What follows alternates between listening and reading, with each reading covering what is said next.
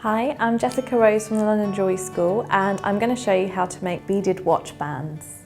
So to make your beaded watch, you're going to need some flat nose pliers, some side cutters, some chain nose pliers, a reel of nylon wire, some 7mm jump rings and a clasp.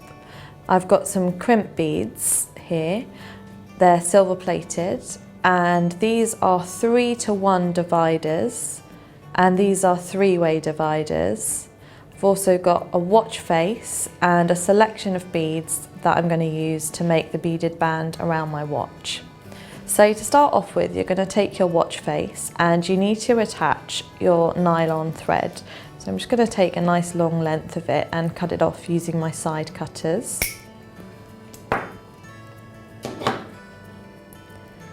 Then I'm going to thread it through one end of the watch face. There's a hole at the bottom. And pull it through so it's about halfway. Then I'm going to take one of my crimps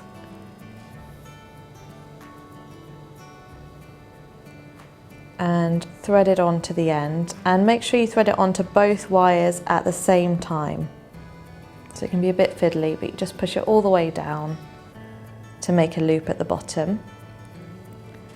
And to hold the crimp in place, I'm going to take my chain nose pliers, push it all the way down to the bottom, and just push down firmly on your crimp to squash it in place.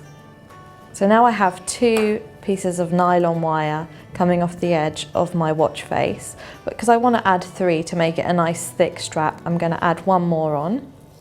So I'm just going to repeat the same process again with a nice long piece of nylon.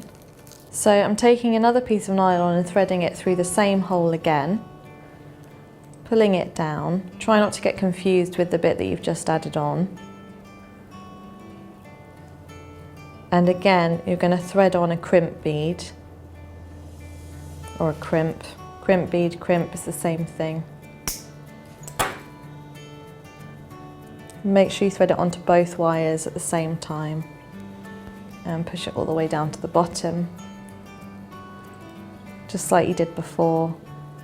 And take your chain nose pliers again and just gently squash that in place.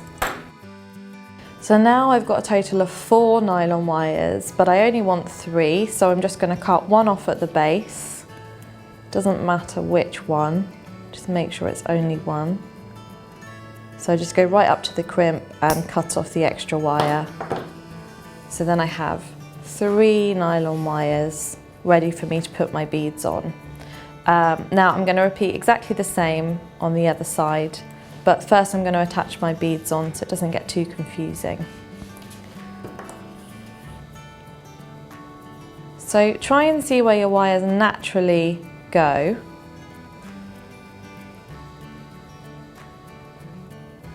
And I'm going to start by threading the beads onto the middle wire.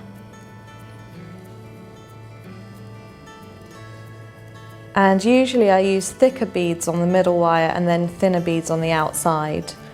Because you've got your nylon wires so close together, you don't want to use giant beads on this project. You need some small ones. And once I've done a little bit on the middle, I'm going to start adding beads round to the sides. So these green crystal beads are much smaller. So once you've threaded beads onto your 3 strands and they're equal in height, you're now going to attach on your 3-way divider, just to keep your beads well spaced out throughout the band.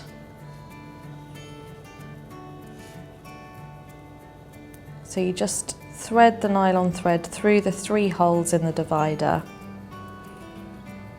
So for this I'm using a 3-way divider, but you can get 2 ways or 4 ways. So depending on how many strands you're going to be doing for your watch band, you can use any amount. And the reason why we use a divider is just to keep your beads separate. so they don't all cross over all the time. And you can check the length of the watch strap against your wrist as you go along, and remember that you're going to have the same on the other side. So once you've got enough beads on one side, you're going to close the end, and we're going to be using a 3-to-1 divider. So take one strand at a time,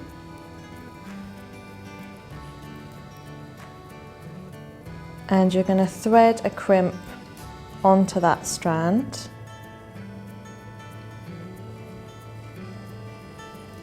All the way down to the bottom.